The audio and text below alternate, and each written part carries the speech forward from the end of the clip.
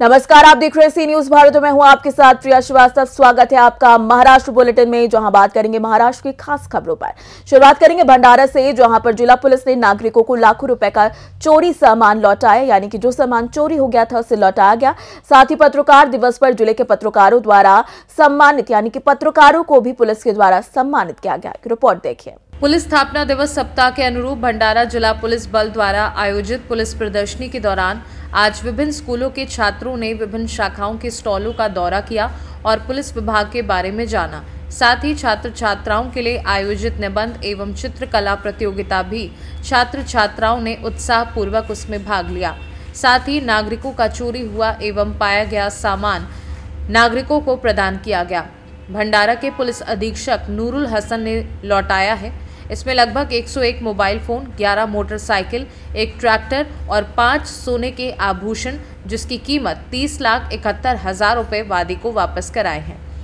उस समय भंडारा पुलिस अधीक्षक ने नागरिकों को संबोधित करते हुए कहा था कि चोरी हुए सामान को नागरिकों को लौटाते समय नागरिकों के चेहरे पर जो खुशी है वह हमारे लिए किए गए कार्यों की स्वीकृति और संतुष्टि है।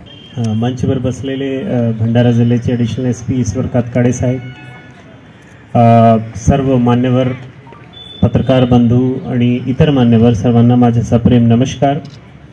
आजच्या या कार्यक्रमामध्ये आपण मुद्देमाल परत करणे आणि पोलीस वीक, पोलीस आठवडा जे आपण साजरा करतो 2 जानेवारी पासून 8 जानेवारी पर्यंत, ज्या वेळेस ते आठवडा आला आणि त्याची तयारी आम्ही 2-3 आठवडा आधी सुरू केले आणि आमची असा पर्पज होता की एक असा उपक्रम राबवला पाहिजे ज्याच्यामध्ये जे पब्लिक आणि पोलीस आहे त्याच्यामध्ये जे अंतर आहे ते कमी झाला पाहिजे आणि पोलीसचे जे चांगले काम आहे, वेगवेगळे चांगले काम आहे पोलीसचे, ते लोकांचे समोर आले पाहिजे। एक्झिबिशन ऑर्गनाइज केले आणि याचा चांगला प्रतिसाद विद्यार्थ्यांनी आणि त्या अनुषंगाने मुद्देमाल वाटपचा कार्यक्रम सुद्धा आम्ही ऑर्गनाइज केले। मुद्देमाल वाटपबद्दल मला माझे वाईफबद्दल एक गोष्टी आठवण येते। एकदा आम्ही एक तनिष्कची शॉपवर गेले बरेलीमध्ये आणि तिथे त्यांची जे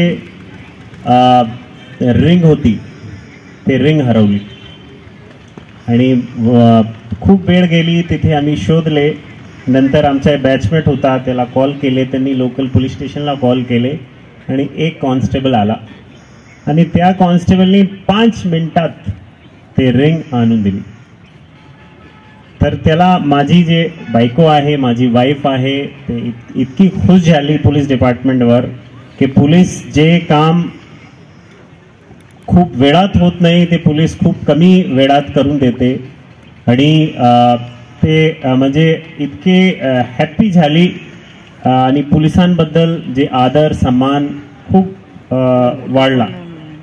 तर या मुद्देमाल वाटप कार्यक्रमामध्ये आमचा उद्देश हाच होता की लोकांना मुद्देमाल मिळाला पाहिजे। त्यांनी जे मोबाईल हरवला, मोबाईलची किंमत 500 रुपये होऊ शकतात, परंतु त्याच्यासोबत एक इमोशनल अटॅचमेंट असतात।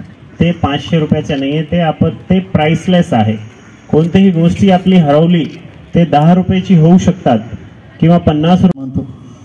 तसेच आज मोबाईल वाटप किंवा किमती मुद्देमाल वाटप या कार्यक्रमासाठी बरेच लांबून लोक आलेले आहेत, बऱ्याच लांबच्या गावाचे आहेत, त्यांचे देखील धन्यवाद।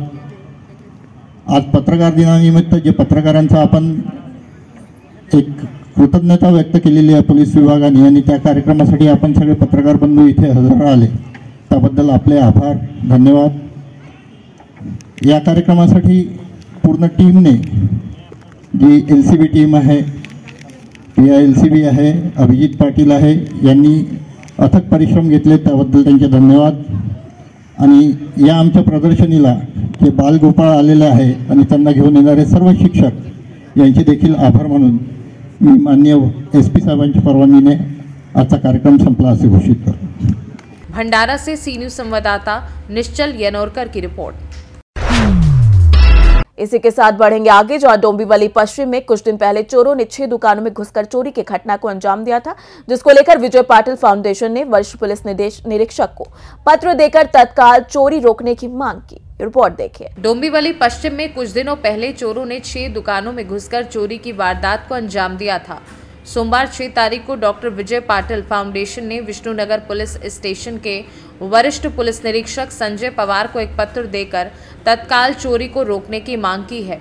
डॉक्टर विजय पाटिल फाउंडेशन के अध्यक्ष डॉक्टर मंजू विनय पाटिल, उपाध्यक्ष डॉक्टर विनय मधुकर पाटिल, प्रकाश सनस, भागीरथी माने, अनिता चंदे, नीलेश पुलेकर, उर्मिला नाविक, शशिकांत महात्रे आदि लोगों ने विष्णुनगर पुलिस स्टेशन के वरिष्ठ पुलिस निरीक्षक पवार से मुलाकात की। इस मौके पर अध्यक्ष डॉक्टर मंजू विनय पाटिल ने कहा, पश्चिम में सखाराम नगर परिसर और आसपास के इलाकों में चोरी की घटनाओं से नागरिक असुरक्षित महसूस कर रहे हैं।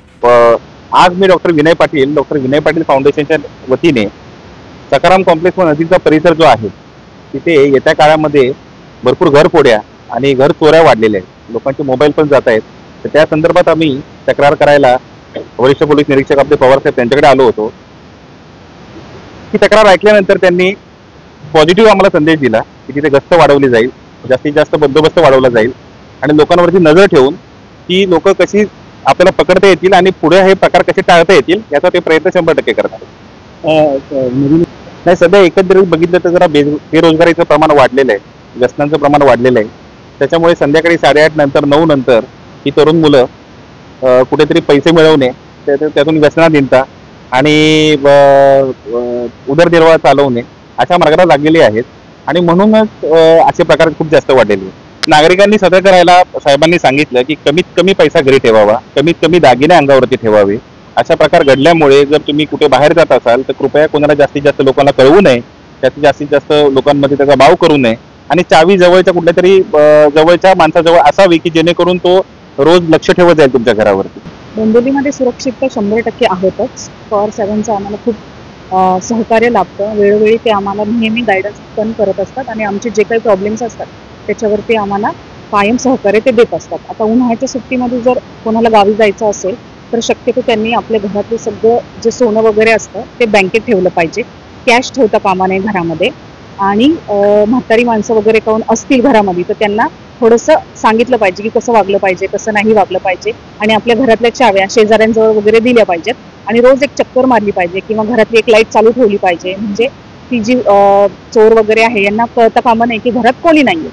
कारण हे चोर वगैरे आहेत लक्ष ठेवून असतात की जे घर 8-10 दिवस बंद आहे त्याच्यावरतीच ते लोक नजर ठेवून ते कृत्य करतात।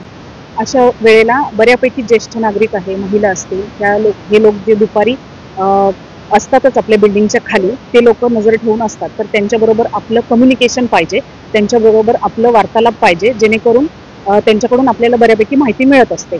किंवा जे फळवाले विक्रेवाले वगैरे असतात त्यांच्याबरोबर पण तुम्ही कम्युनिकेशन ठेवलं पाहिजे आणि सरांकडून जे कॉपरेशन मिळतं त्याच्यावरती लक्ष ठेवलं पाहिजे। आणि जे कोणी सेक्रेटरी आहेत, चेअरमन आहेत, प्रत्येक सोसायटीची पण जबाबदारी आहे, त्यांनी पण लक्ष ठेवलं पाहिजे की आपले वेळोवेळी CCTV कॅमेरे चालत आहेत का नाही याच्यावर लक्ष ठेवलं पाहिजे आणि तो सुरक्षित करून ठेवला पाहिजे, म्हणजे चोर त्याला वाकडं नाही करणार, त्याच्यावरती कुठला कपडा नाही टाकू शकणार किंवा त्याचं जे ऍक्सेस आहे तो व्यवस्थित ठेवला पाहिजे, सुरक्षित ठेवला पाहिजे CCTV कैमरा। डोंबिवली से सी न्यूज संवाददाता दीपक मोरे की रिपोर्ट। फिलहाल इस बुलेटिन में इतना ही। देश दुनिया की बाकी और खबरों के लिए आप बने रहिए सी न्यूज भारत के साथ।